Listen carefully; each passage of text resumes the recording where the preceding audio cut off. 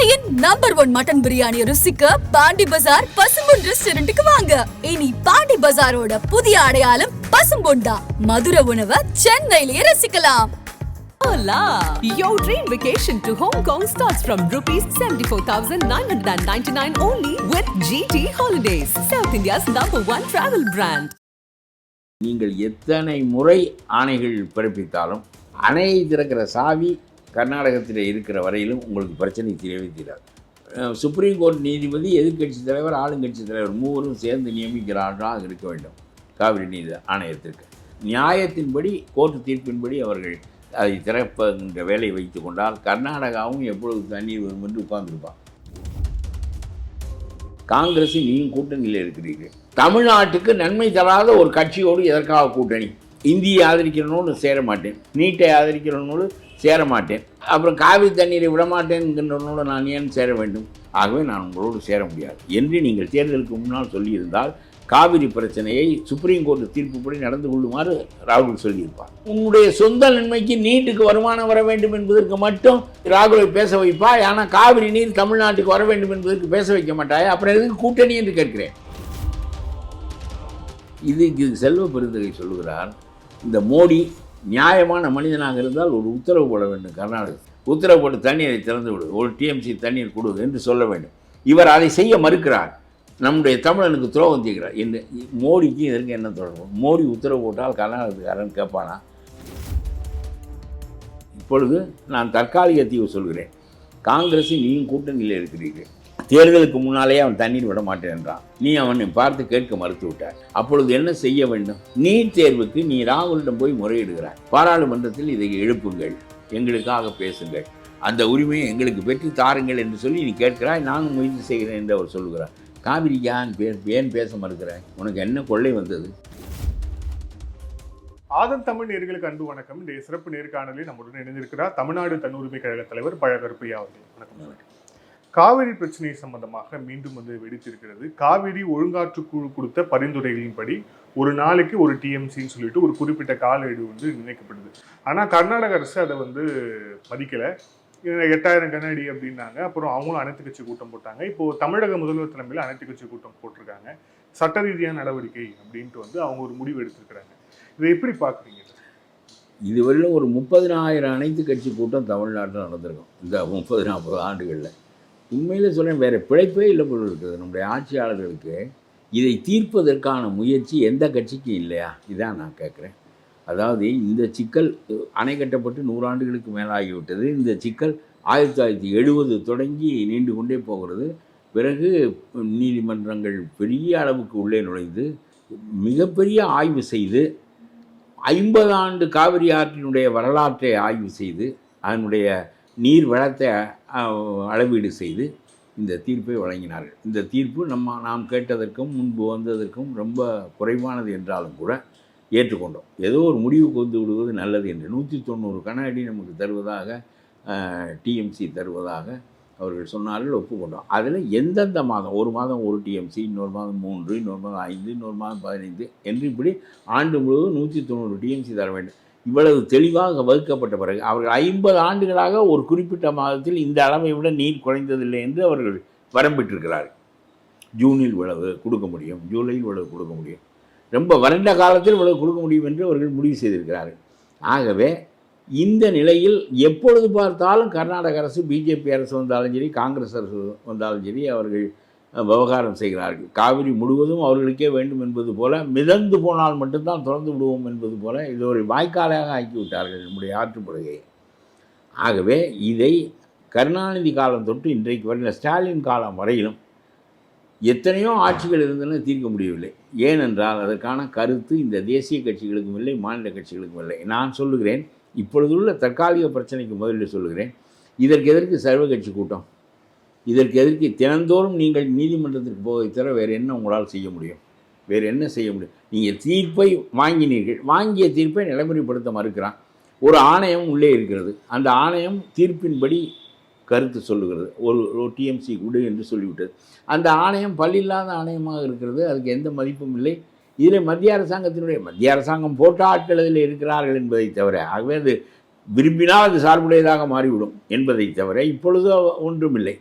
ஆனால் இந்த காங்கிரஸ் அரசு தண்ணீரை திறந்து விட மறுக்கிறது. 8000 கன அடி திறக்கிறேன் என்று சொல்லுகிறது. நான் இப்பொழுது நம்முடைய எம்ஜிஆர் அவர் காலத்தில் அவருடைய சொந்த செல்வாக்கை வைத்தெல்லாம் கர்நாடக முதலமைச்சரோடு பேசுவார். காமராஜர் அவர் காலத்தில் வேறு கேரள முதலமைச்சரை கூப்பிடுவார். முல்லை பெரியாரில் சின்ன இது என்றால் அவர்கள் பேசுவார்கள். இப்படி அதனாலே தான் நம்முடைய மண் பகுதி பலவற்றை நாம் கேரளாவுக்கு கொடுத்து தொலைத்து விட்டோம். மூணாறு, தேம்பிக்குளம், பீர்மேடு அது இருந்திருந்தால் முல்லை பெரியாரும் அதற்குள்ளே தான் இருந்திருக்கும். மலைவளம் முழுவதும் நமக்கு இருந்திருக்கும். ஏனென்றால் இங்கே வாழ்கிறவர்கள் பூராவும் தமிழர்கள். ஆகவே அவர்கள் எங்களுக்கு ஒரு வளமும் இல்லை, எங்களுக்கு ஆறு இல்லை, நிலம் இல்லை, எங்களுக்கு விவசாயம் பெரிதாக இல்லை, எங்களுக்கு கொஞ்சம் மழையவாது கொடுங்கள் அது இது என்று சொல்லி கெஞ்சி காமராஜரும் அந்த காலத்தில் கொடுத்து முடித்து விட்டால் அதுதான் பெரிய நம்முடைய நாட்டுக்கு ஏற்பட்ட பெரிய இழப்பு. அது ஒரு பக்கம் இருக்கட்டும். அதில் கண்ணதாசன் ரொம்ப கடுமையாக எழுதினார். ஆடும் குளமும் மேடும் குளமும் கேரளர்க்காயின, ஆடும் மாடும் அமைச்சர்களாயின என்று எழுதினார். பெரிய இழப்பு தமிழனுக்கு. அந்த நிலம் பறிபோனது தான் பெரிய இழப்பு. ஆகவே நான் ஒவ்வொரு முறையும் நீங்கள் நீதிமன்றத்திற்கு போய் பிறகு அதற்கு ஒரு வாய்தா போட்டு பிறகு விசாரித்து பிறகு அவன் உத்தரவு போட்டு இது என்ன நடக்கக்கூடிய காரியமா என்று கேட்கிறேன். நியாயமாக இதற்கு நிலையான தீர்வு ஒன்று நான் சொன்னேன். நானல்ல, ஏற்கனவே அறிஞர்கள் சொன்னார்கள், அதை நான் எடுத்து சொன்னேன். அவர்கள் சொன்னார்கள் இந்த ஆணையம் என்பது பல்லில்லாத ஆணையமாக இருக்கிறது, அதை மோடி போடக்கூடாது. எப்படி தேர்தல் ஆணையமே பல்லில்லாத ஆணையம் தான் இப்பொழுது. அப்படி அல்லாமல் எதிர்க்கட்சி தலைவர், சீஃப் ஜஸ்டிஸ், பிரதம மந்திரி 3 பேரும் சேர்ந்து ஆணையத்தின் உறுப்பினர்களை முடிவு செய்ய வேண்டும் காவிரி நீர் ஆணையத்திற்கு. அதுபோல் அப்படி முடிவு செய்து அவர்கள் சுப்ரீம் கோர்ட்டினுடைய தீர்ப்பை நடைமுறைப்படுத்த வேண்டும். 2வது, இந்த நீங்கள் எத்தனை முறை ஆணைகள் பிறப்பித்தாலும் அணையை திறக்கிற சாவி கர்நாடகத்தில் இருக்கிற வரையிலும் உங்களுக்கு பிரச்சனை தீரவே தீராது. ஆகவே ஒரு கம்மாயில் பிரச்சனை ஏற்பட்டால் அந்த குடிமக்கள் முழுவதும் தீர்த்து கொண்டு கொள்ள முடிகிறது. ஆனால் இங்கே தீர்த்து கொள்ள முடியவில்லை என்பது அசிங்கம். அணையை திறக்கின்ற சாவி ஆணையத்தின் கையில் இருக்க வேண்டும். ஆணையம் சுப்ரீம் கோர்ட் நீதிபதி, எதிர்க்கட்சி தலைவர், ஆளுங்கட்சி தலைவர் 3வரும் சேர்ந்து நியமிக்கிறார்களாக இருக்க வேண்டும். நியாயத்தின்படி கோர்ட்டு தீர்ப்பின்படி அவர்கள் அதை திறப்புகின்ற வேலையை வைத்து கொண்டால் கர்நாடகாவும் எப்பொழுது தண்ணீர் வரும் என்று உட்கார்ந்துருப்பான்.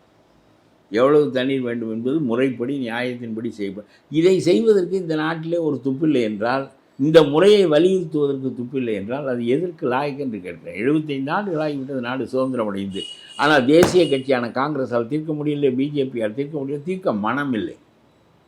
அவரவர் ஆளுகின்ற போது, கர்நாடகாவை ஆளுகின்ற போது நம்முடைய வசதிக்கேற்ப முடிவு செய்து கொள்கின்ற உரிமையை விட்டுக் கொடுக்க அவர்கள் தயாராக இல்லை. ஆகவே தான் இவ்வளவு குழப்பங்களும் வருகின்றன.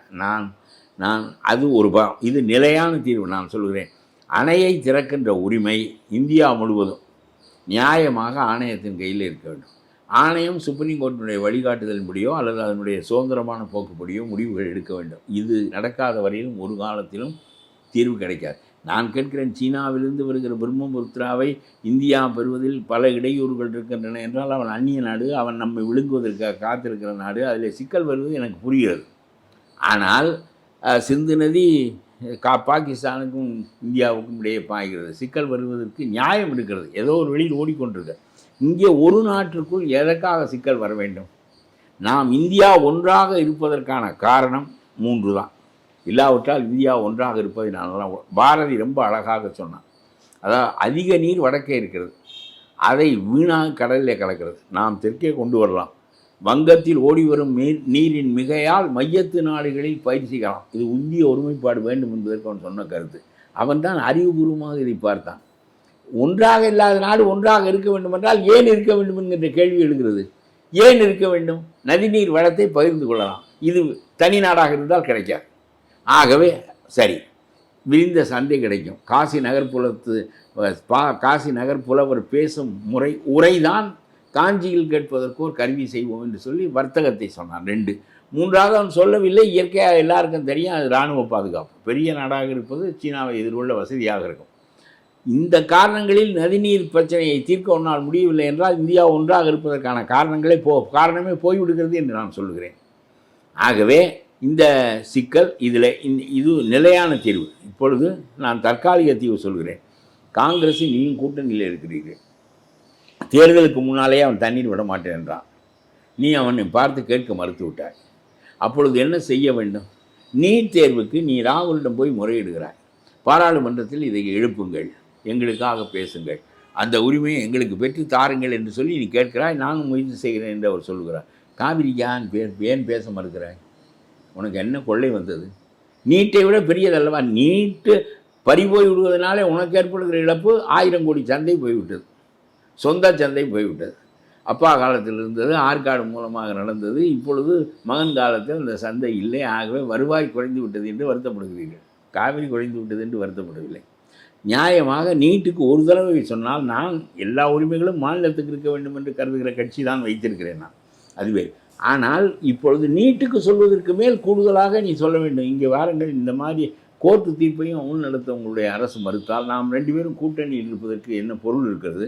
நாளைக்கு என்னை மக்கள் கேட்க மாட்டார்களா? நீங்களும் நானும் ஏன் கூட்டி சேர்ந்தோம்? நான் ஒரு 10 பேர் வரலாம், நீங்கள் ஒரு 4 பேர் வரலாம், அது நல்லது என்பதற்காக. அது மட்டுமா? என்னுடைய மக்களுக்கு உரியதை நீங்கள் பெற்றுத்தரவும் உங்களுடைய அப்படியெல்லாம் இருக்கிறது கூட்டணியில். இப்பொழுது என்ன செய்ய வேண்டும்? உன்னோடு நான் கூட்டி சேர்ந்தால் நீ தண்ணீர் விட மாட்டாய், தமிழ்நாடு பாலைவனமாகும். நான் எதற்காக கூட்டி சேர வேண்டும்? தமிழ்நாட்டுக்கு நன்மை செய்வதற்காக சேர வேண்டும். இந்தியை ஆதரிக்கிறனோடு சேர மாட்டேன், நீட்டை ஆதரிக்கிறனோடு சேர மாட்டேன், அப்புறம் காவிரி தண்ணீரை விடமாட்டேன் என்கின்றனோடு நான் ஏன் சேர வேண்டும்? ஆகவே நீங்கள் அரசு கோர்ட்டு உத்தரவிட்டிருக்கிறது, நீதிமன்றத்தின் ஆணைப்படி நடந்து கொள்ள சொல்லுங்கள். எங்களுக்கு முன்னே பெண்ணை ஒன்றும் அவர்கள் தர வேண்டாம். அதற்கு உங்களால் முடியாது என்றால் தமிழ்நாட்டை பாலைவனம் ஆக்குவதற்கு தயாராக இருக்கின்ற ஒரு கட்சியோடு நான் சேர வேண்டிய கட்டாயம் என்ன என்று மக்கள் கேட்பார்கள். ஆகவே நான் உங்களோடு சேர முடியாது என்று நீங்கள் தேர்தலுக்கு முன்னால் சொல்லியிருந்தால் காவிரி பிரச்சனையை சுப்ரீம் கோர்ட்டு தீர்ப்புப்படி நடந்து கொள்ளுமாறு ராகுல் சொல்லியிருப்பார். இப்பொழுது சொல்லுங்கள், இப்பொழுதும் சொல்லுவார். அதை நீ உன்னுடைய சொந்த நன்மைக்கு நீட்டுக்கு வருமானம் வர வேண்டும் என்பதற்கு மட்டும் நீ பேசுவாய், ராகுலை பேச வைப்பாய். ஆனால் காவிரி நீர் தமிழ்நாட்டுக்கு வர வேண்டும் என்பதற்கு பேச வைக்க மாட்டாய். அப்புறம் எதுக்கு கூட்டணி என்று கேட்கிறேன்? தமிழ்நாட்டுக்கு நன்மை தராத ஒரு கட்சியோடு எதற்காக கூட்டணி? நாம் எங்கேயாவது ஈழத்தமிழர்களுக்கு எதிரான ஒன்று கூட்டணி சேர்க்கிறோமா? அந்த மாதிரி நம்முடைய பொது நன்மை என்ன? பொது நன்மை தமிழ்நாட்டினுடைய நன்மை. அதற்கு தீங்கு அவன் விளைவிக்கிறான், நீதிக்கு கட்டுப்பட மறுக்கிறான். ஒன்று நீதிக்கு கட்டுப்படு, இல்லாவிட்டால் என்னுடைய கூட்டணியை விட்டு வெளியே போய் என்று சொல்ல இந்த ஸ்டாலினுக்கு யோக்கியதை இல்லை. இதை சொல்லு என்று வலியுறுத்துவதற்கு இந்த சர்வகட்சி கூட்டத்தால் முடியவில்லை. பாருங்கள், இந்த சர்வகட்சி கூட்டம் நடக்கிறதே, இதுபோல் ஒரு தீர்வு எளிதாக காண முடியுமா இல்லையா? பொலிட்டிக்கல் அலைன்மெண்ட் என்பது வேறு. அது எதற்காக? For what purpose? தமிழ்நாட்டுக்கு நன்மை செய்வதற்காக. அதை நீ செய்தால் எளிதாக தீர்வு என்று நான் சொல்கிறேன். ஒரே நாளில் தீராவிட்டால் நீ சொல். ஆனால் அதை சொல்வதற்கு இங்கே உள்ள இத்தனை கட்சிகளும் இங்கே போகிறார்கள். என்ன பேசுவார்களோ தீர்மானத்தில் மொத்தமாக கையெழுத்து விட்டு வருகிறார்கள். திரும்ப திரும்ப கோர்ட்டுக்கு போவதற்கு இதற்கு நீ என்ன கையெழுத்து போடுகிறாய்? அதை தவிர வேறு வழி என்ன இருக்கிறது? இதற்கு எதுக்கு சர்வ கட்சி கூட்டம்? இதெல்லாம் ஒரு அறிவில்லாமல், முறை இல்லாமல், நியாயம் இல்லாமல், எதிர்நோக்கு இல்லாமல் நடக்கிறது என்று தான் நான் சொல்கிறேன். ரொம்ப சுமாரான அரசாங்கம் நம்முடைய ஸ்டாலினுடைய அரசாங்கம், எந்த ஒரு தகுதியுமே இல்லாத அரசாங்கம். ஆகவே இதுதான் தீர்வு. இப்பொழுதும் ராகுல் காந்தியிடம் நீட்டுக்கு ஆதரவு தேடியது போல் காவிரி நீருக்கு ஒன்றும் கூடுதலாகத்தா என்றே சொல்ல வேண்டாம், கோர்ட்டு தீர்ப்புப்படி தா என்று சொல்வதில் உனக்கு என்ன சிரமம்? தண்ணீர் தேவைக்கு மேல் இப்பொழுது இருக்கிறது, கொஞ்சம் பருவமழை ஒழுங்காக பெய்ய தொடங்கி இருக்கிறது. இதெல்லாம் எல்லாருக்கும் தெரிகிறது எவ்வளவு தண்ணீர் இருக்கிறது என்று. அப்புறமும் நீ தரமாட்டேன் என்று சொன்னால் என்ன பொருள்? ஒவ்வொருவரும் நாங்கள் சுப்ரீம் கோர்ட்லேயே குடியிருக்க வேண்டுமா? அதுக்கு நீ ஆள வேண்டும். உன் அப்பன் காலத்திலே தான் ஹேமாவதியும் கபினியும் போனது. அப்பொழுது கருணாநிதியிடம் நாங்களெல்லாம், நான் காங்கிரஸ் கட்சியில் இருந்தேன், காமராஜ் உயிரோடு இருந்தார், காரைக்குடி நகர காங்கிரஸ் கட்சி தலைவராக இருந்தேன். கூட்டத்தில் பேசுகிற போது நாங்கள் சொல்லுவோம், ஏமாவதி போய்விட்டது, ஏமாவதி போய்விட்டாளா என்று கருணாநிதி கேட்பார் என்று நாங்கள் சும்மா நக்கல் செய்வோம். ஏமாவதி என்றால் அவருக்கு தெரிந்த ஏமாவதி வேறு, கர்நாடக ஏமாவதி வேறு என்று நக்கல் செய்வோம். அன்றையிலிருந்து இந்த பிரச்சனை தீர மாட்டேங்கிறது. 70 ஆண்டு, இப்பொழுது 25, 55 ஆண்டுகளாக தீரவில்லை. ஆகவே நம்முடைய அதாவது இவன் 10 பேர் கூடி நின்று பணம் வைத்திருந்தால் அவன் வெற்றி பெறலாம் என்கின்ற நிலையை இந்த கேடுகட்ட ஜனநாயகம் உண்டாக்கி வைத்திருக்கிறது. ஜனநாயகத்தினுடைய ஒரே வசதி ஆட்சியை மாற்ற முடியும் என்பதுதான். மாற்றவே முடியவில்லையே. அதற்கு வேறு வகையாக இந்த விக்கிரவாண்டியும் இதான் கதை, ஈரோடும் இதான் கதை, எதுவும் அதான் கதை. பல ஆயிரம் கோடி சேர்த்து வைத்துக் கொள்கிறார்கள், தேர்தலில் பணத்தை அள்ளி வீசுகிறார்கள். ஆகவே எல்லாரும் அதில் வருமானம் வருகிறது என்பதற்காக என்னுடைய கட்சியில் சேர விரும்புகின்றவன் முற்றிலுமாக என்னை முற்றிலும் அறிந்து கருத்தை அறிந்து தான் சேர வருவான். ஒவ்வொரு ஆளாக சேர்க்க வேண்டியிருக்கிறது. நான் ஒரு பேட்டி எடுக்க 2 பேர் வந்தார்கள். 3 மாதமாக பேட்டி எடுக்க உங்களைப் போல் ஒரு யூடியூப் நிறுவனம் 2 பேர் வந்து கொண்டே இருந்தார்கள். வந்து இப்போ கேள்விகள் கேட்டார்கள், வைத்தார்கள். இந்த பேட்டியை அவர்கள் பிரசவித்தார்கள். அப்புறம் ஒரு நாள் நேற்று வந்து இந்த சொன்னார்கள், ஐயா நம்முடைய கட்சியில் நாங்கள் 2 பேரும் சேர்ந்து கொள்கிறோம் என்றார்கள். ஆங்கரும் கேமரா வேணும். நான் சொன்னேன், ஒன்று சரி பண்ணுவதற்கு எனக்கு 3 மாதம் ஆயிடுச்சு. நான் இவர்கள் சேர்வார்கள் என்று நினைக்கவில்லை. இவர்கள் மனதில் நாம் இறங்குவதற்கே இவ்வளவு பாடுகள் தேவையாக இருக்கிறது. இப்படித்தான் அந்த காலத்தில் கட்சி சேர்ப்பார்கள். கம்யூனிஸ்ட் கட்சியெல்லாம் அப்படி தான் வளரும். இப்பொழுது அப்படி இல்லை. உனக்கு கான்ட்ராக்ட் தருகிறேன் என்று சொல்லுவார். ஆகவே இந்த காவிரி நீர் பிரச்சனையை தீர்க்க முடியாததற்கு காரணம் ஸ்டாலினுடைய சிந்தனை போதாமை, அவர் சுற்றி இருக்கிற கூட்டம் அல்லது அவருடைய கூட்டணி கட்சிகள் சொல்ல வேண்டிய ஒன்றை வலியுறுத்தி சொல்லாமை. இது செல்வ பெருந்தகை சொல்லுகிறார், ரொம்ப காங்கிரஸ் கட்சிக்குன்னே எப்படி இவர்கள் பிறந்திருப்பார்களோ, இந்த வளர விடுவதில்லை என்றே பானா சிதம்பரத்திலிருந்து செல்வ பெருந்தகை வரையும் ஒரே மாதிரி அவர் சொல்லியிருக்கிறார். இந்த மோடி நியாயமான மனிதனாக இருந்தால் ஒரு உத்தரவு போட வேண்டும். கர்நாடகத்தில் உத்தரவு போட்டு தண்ணீரை திறந்து விடு, ஒரு டிஎம்சி தண்ணீர் கொடு என்று சொல்ல வேண்டும். இவர் அதை செய்ய மறுக்கிறார். நம்முடைய தமிழனுக்கு துரோகம் செய்கிறார் என்று. மோடிக்கு இதற்கு என்ன தொடர்பு? மோடி உத்தரவு போட்டால் கர்நாடகத்துக்காரன் கேட்பானா? இல்லை, மத்திய அரசாங்கத்துக்கு கொத்தடிமையாக மாநில அரசாங்கம் அரசியல் சாசனத்தில் வகுக்கப்பட்ட அதிகாரங்களோடு எல்லாரும் ஆளுகிறார்கள். இதில் மோடிக்கு என்ன தொடர்பு? பிஜேபி இருந்து நீ சொல்லவில்லை என்று சொன்னால் கூட அதில் பொருள் புரிகிறது நமக்கு. காங்கிரஸ்காரன் ஆளுகிறான், அவனுக்கு நேர் எதிரி, அவனிடம் போய் மோடி எப்படி சொல்வார்? இதை ஒரு மாநிலத்தின் தலைவரான செல்வ பெருந்தகை வெளிப்படையாக சொல்கிறார் என்றால், இந்த நாட்டிலே ரொம்ப பேதமையான வாதங்கள் வைக்கப்படுகின்ற போது எதிர்ப்பேச்சு பேசுவதில்லை. இவன் ஒரு பொம்பளை வைத்திருக்கான்றால் இன்னொருத்தன் கிளப்பி விடுறான், நீ எந்த பொம்பளை வைத்திருக்கிறாய் என்று தெரியாதா? நீ திருமணத்திற்கு புறம்பான உறவுகள் சங்கம் வைத்திருக்கிறாய். அவன் இவனை சொல்ல வேண்டியது இவன். இதுதான் நம்முடைய தமிழ்நாட்டினுடைய அரசியல் போக்கு. அவ்வளவு கேவலமாக போய்விட்டது. தமிழ்நாடு மாநிலத்தின் தலைவர் மோடிக்கு உத்தரவிட வேண்டும் என்கிறார். சர்வ கட்சி சுப்ரீம் கோர்ட்டுக்கு போக வேண்டும் என்று சொல்கிறது. ஒரு காலத்திலும் தீராது. வாழ்நாள் முழுவதும் நீங்கள் நீதிமன்றத்திலேயே இருங்கள். ஒரு காலத்திலும் காவிரி பிரச்சனை தீராது. காவிரி பிரச்சனை தீர்வதற்கு நிலையான தீர்வு சொன்னேன். சாவி ஆணையத்திடம் இருக்க வேண்டும். ஆணையம் சுதந்திரமான மனிதர்களை கொண்டதாக இருக்க வேண்டும். ஒன்று. இப்பொழுதைக்கு உடனடி தீர்வு ராகுலிடம் கூப்பிட்டு நீயும் நானும் ஒன்றாக இருப்பது மக்களின் நன்மைக்காகத்தான். ஆகவே கோர்ட்டு தீர்ப்பை நிறைவேற்ற சொல்லு, இல்லாவிட்டால் உன்னோடு நான் ஏன் இருக்க வேண்டும் என்று சொல். நான் எனக்கு தெரிந்ததை பார்த்துக்கொள்கிறேன். ஆட்சி போனால் போகட்டும். அடுத்த தடவை ஒரு 5% காங்கிரஸ் இருந்தால்தான் வெற்றி பெற முடியும் ஸ்டாலினால். ஏனென்றால் செக்யூலர் ஓட்ஸ் அவருக்கு வரும். இதை செய்வதற்கு தயாராக இல்லை என்றால் நீங்கள் உங்களுடைய சொந்த கல்லாவை நிரப்பிக்கொள்வதற்கு தான் ஆட்சியில் இருக்கிறீர்களே தவிர மக்களின் நன்மைக்காக இல்லை. worst government that I have ever met in Tamil Nadu is Stalin's government. Sarkar படத்துல ஒரு காட்சி வரும். அவர் வந்து விஜய் வந்து உங்ககிட்ட ஒரு பெரிய ஒரு கொடுப்பாரு. அதுலயும் வந்து காவேரி பிரச்சனை அதுக்கு சும்மா அரைச்சீட்டை கொடுத்து விட்டு நீ எல்லாத்தையும் தீர்த்துட்டு போக நினைக்கிறியா என்ன? ஒரு உண்மையிலே நம்ம அரசியல்வாதிகள் மனநிலை அப்படிதான் இருக்கு. அப்படிதான். அது சரியாக சொல்லப்பட்ட படம் தான் அது. முருகதாஸ் எழுதிய வசனம் அது. நன்றாக எழுதியிருந்தார். நடைமுறை அரசியலை உள்வாங்கி கொண்டு அப்படிதான். அதில் ஒன்றும் ஐயமில்லை. இதை வைத்துதான் நாங்க இங்க அரசியல் செய்து கொண்டிருக்கிறோம். ஒரு கடிதத்துல சும்மா அரைச்சீட்டில் நீ வந்து முடித்து போயிடுவியா என்று கேட்பேன். அதுதான் உண்மையான மனநிலை. ஆமா. நன்றி சார். பல்வேறு கேள்வி வச்சு தேங்க்யூ சார்.